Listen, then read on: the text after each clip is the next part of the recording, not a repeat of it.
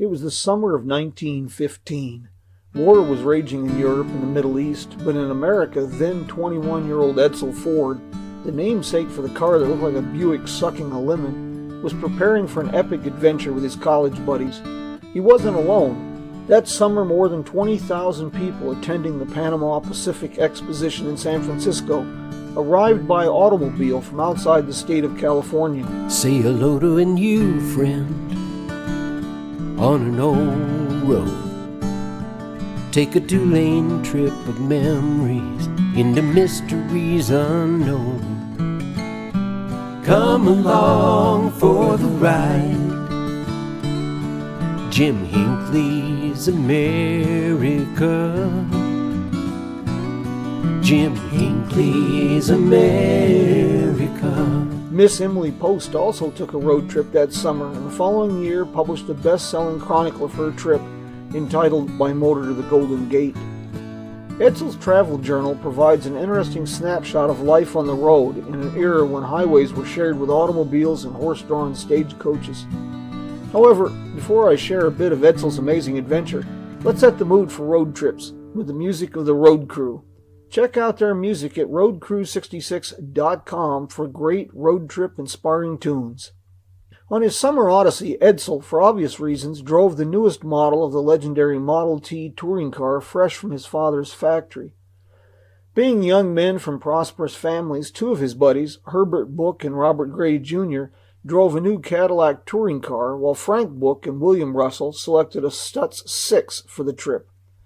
The Stutz was a well-engineered machine, but as it turned out, the car was better suited for the racetrack than the rutted tracks of the National Old Trails Road. Time and again, the Cadillac and Ford would be put to use pulling the Stutz from a mud bog or fetching parts needed for roadside repairs. The epic odyssey commenced on June 7th in Dearborn, Michigan.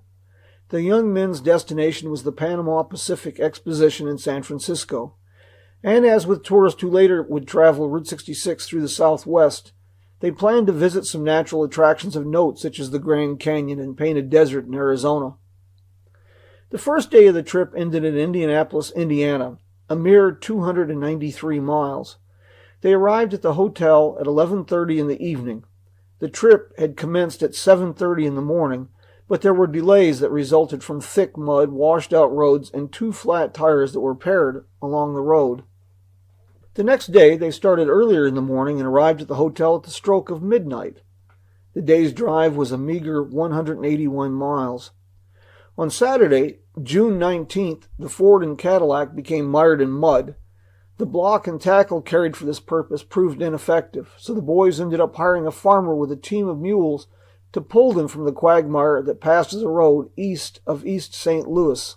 This was followed by a skid into a ditch on wet cobblestones that resulted in a destroyed rear wheel. In his journal, Edsel noted that the day's run was 85 miles. In the days to come, the travelers would look back on these as the good times. The following day, the bolts on the rear hub were sheared off. They had 2 flat tires and, resulting in poor signage, ended up 80 miles from their intended destination. The next day, the Ford slid into a ditch, the Cadillac became mired in mud, and the Stutz suffered a broken spring as well as 3 flat tires. Not every day of the trip was filled with disaster, mud, mishap, mechanical issues, mud, and inability to find a place that sold gasoline, mud, or getting lost. On Friday, June 25th, Edsel noted that after leaving Emporia, Kansas, they encountered the first good roads since leaving Indianapolis, and they were able to drive 70 miles in a mere 3 hours. At this juncture in the story, one has to ask a few questions. As the cars and roads had been dramatically improved since 1905 or 1910, how in God's name did the auto industry ever get off the ground? What could possibly motivate tens of thousands of people to purchase a car that cost almost as much as a house and attempt to drive anywhere? Edsel's journey is quite a story. It's also a time capsule, a look into a lost world where such adventures were viewed in the context as an improved means of transportation. Take a few minutes to give that some thought. Hey, as a way of saying thank you to supporters, Edsel's unedited journal with illustrations was published in serial format on our crowdfunding site on Patreon platform at patreon.com/Jim Hinckley's America. You can also find excerpts on our website at jimhinckleysamerica.com. One last item, and then we'll wrap up this episode of 5 Minutes with Jim, and that's a shout out to this week's sponsor, Grand Canyon Caverns. Check out this amazing natural wonder and roadside attraction that's been providing Route 66 travelers with unforgettable memories for more than 90 years at gccaverns.com. Hey, I hope that you can join us next week for another adventure on the back roads in Jim Hinckley's America. Adios, mi amigos. Come along for the ride. Jim Hinckley's America. Jim Hinckley's America.